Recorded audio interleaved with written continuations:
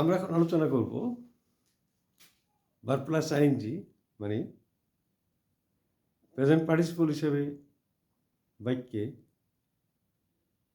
Verb plus আইএনজিগুলি post modifier হিসেবে কীভাবে ব্যবহার হয়। পোস্ট মডিফায়ার তার মানে নাউনের পরে বসে নাউনকে কীভাবে মডিফাই করে, নাউনের পরে বসে কীভাবে নাউনকে মডিফাই করে।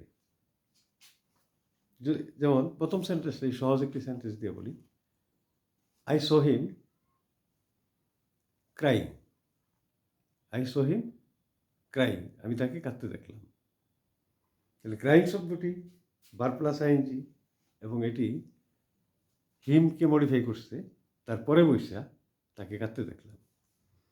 কিংবা যদি বলি I saw a beggar standing at your gate. I saw a beggar standing at your gate, তোমার গেটে একজন ভিক্ষুককে দাঁড়িয়ে থাকতে দেখলাম। I saw a beggar standing, আমি একজন ভিক্ষুককে তোমার গেটে দাঁড়িয়ে থাকতে দেখলাম।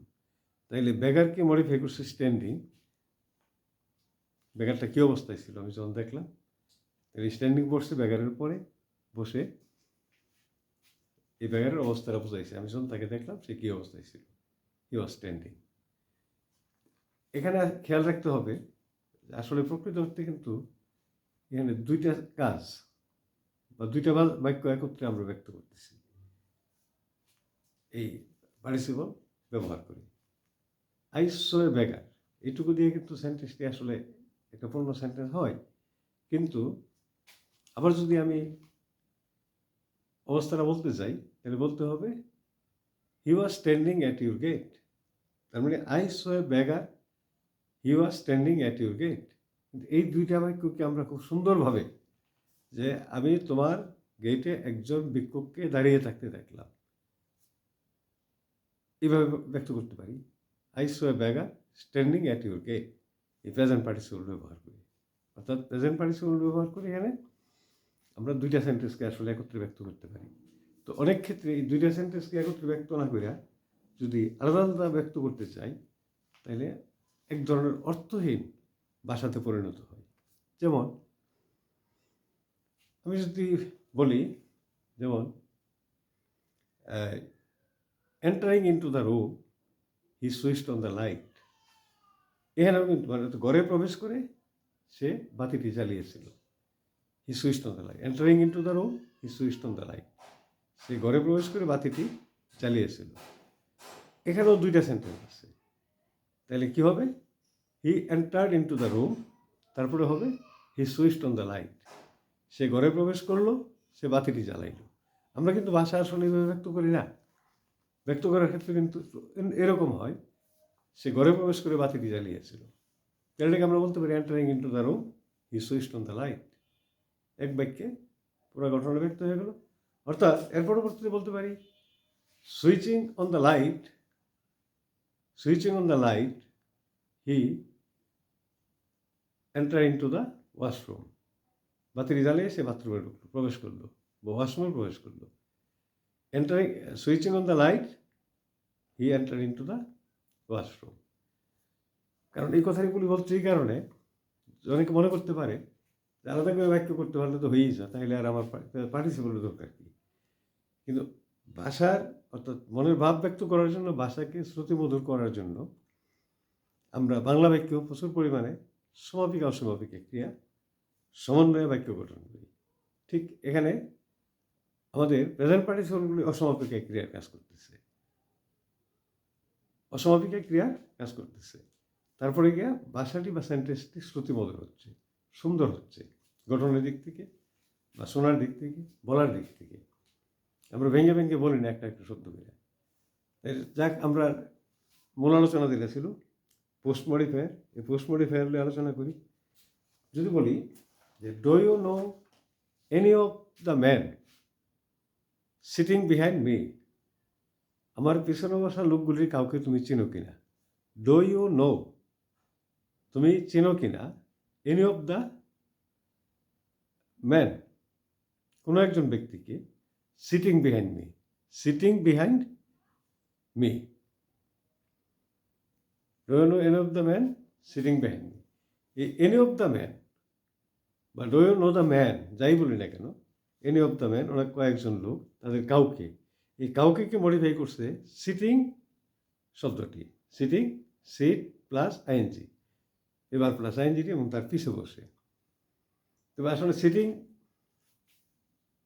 এই শব্দটি এখানে নাউনের পরে বসে, নাউনটাকে এনি অফ দ্য ম্যানকে মডিফাই করার কারণে এই সিটিংটাকে বলবো আমরা present participle as the post modifier. আমি সহজ করে আরেকটা বাক্য বলি, do you know the man sitting behind me, do you know the man sitting behind me. The ম্যানকে মডিফাই করছে সিটিংটা। আমার পিছিয়ে বসা লোকটাকে তুমি চেনো কিনা, আমার পিছিয়ে বসা লোকটাকে তুমি চেনো কিনা। তাহলে এখানে এই সিটিং ম্যানটাকে মডিফাই করছে, আমার পিছনে বসার মতো লোকটা তুমি চেনো কিনা। অতএব এই সিটিংটা ম্যানের মডিফায়ার এবং ব্যবহার হয়েছে নাউনের পরে, এই কারণে হলো present participle as the post modifier, as the post modifier. তাহলে আমার ডাইনে বায়ে বসা অনেক লোক সম্পর্কে আমি এই প্রশ্নটা করতে পারি, do you know the man sitting in front of me, do you know the man sitting in front of me in the bus, বাসে আমার সামনে বসা লোকটাকে তুমি চেনো কিনা। Do you know the man, আমরা do you know the man এটুকু কিন্তু খুব ভালোভাবে সবাই আমরা জানি, বাকিটুকুতেই যত ঝামেলা। তাহলে আমার সামনে বসা লোকটাকে তুমি, আরও বললে বাসে আমার সামনে বসা লোকটাকে তুমি চেনো কিনা। Do you know the man sitting in front of me, এই সিটিংটা ম্যানকে মডিফাই করছে, তাও ম্যানের পরে বসে, এই কারণে লিখে বলা হবে পোস্ট মডিফায়ার। কিংবা do you know the man sitting beside me, do you know the man sitting beside me, আমার পাশে বসা লোকটাকে তুমি চিনো কিনা, পাশে বসা লোকটাকে তুমি চিনো কিনা। তাহলে এই ম্যানকে মডিফাই করছে একইভাবে সিটিং এখানে, তাহলে এই সিটিংটা পোস্ট মডিফায়ার, সিটিংটা পোস্ট মডিফায়ার। তাহলে আমরা এইভাবে যদি আগাই তাহলে বলতে পারবো I found the boy, I found the boy, আমি বালকটিকে খুঁজে পেয়েছিলাম। ক্রাইং ইন দ্য স্ট্রিট, রাস্তায় কান্না করতেছিল। Crying in the street, I found the boy crying in the street, আমি বালকটিকে রাস্তায় কান্নারত অবস্থায় পেয়েছিলাম। তাহলে এই ভয়ের মডিফায়ার হিসেবে ক্রাইংটা ব্যবহার হয়েছে।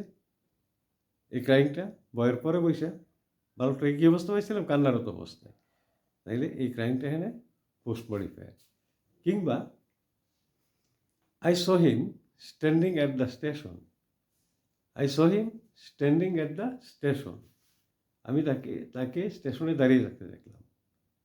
আই স হিম, আমি দেখলাম তাকে, হিম স্ট্যান্ডিং অ্যাট দ্য স্টেশন, স্টেশনে দাঁড়িয়ে থাকতে দেখলাম। তাহলে এই স্ট্যান্ডিংটাও একইভাবে কী করছে, হিমকে মডিফাই করছে, তারপরে বসে। তাহলে এটাকে বলবো আমরা পোস্ট মডিফায়ার, এটাকে বলবো আমরা পোস্ট মডিফায়ার। তারপরে বলতে পারি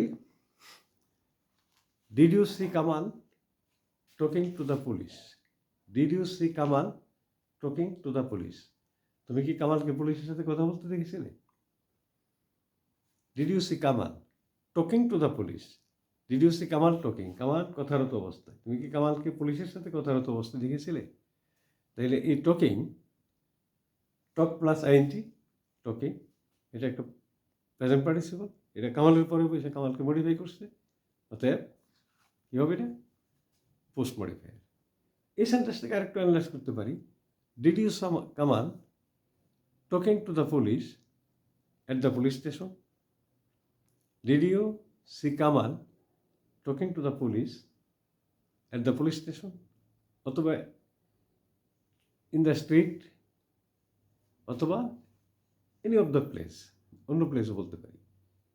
প্রত্যেক ক্ষেত্রেই এই টকিংটা নাউন কামালকে মডিফাই করে।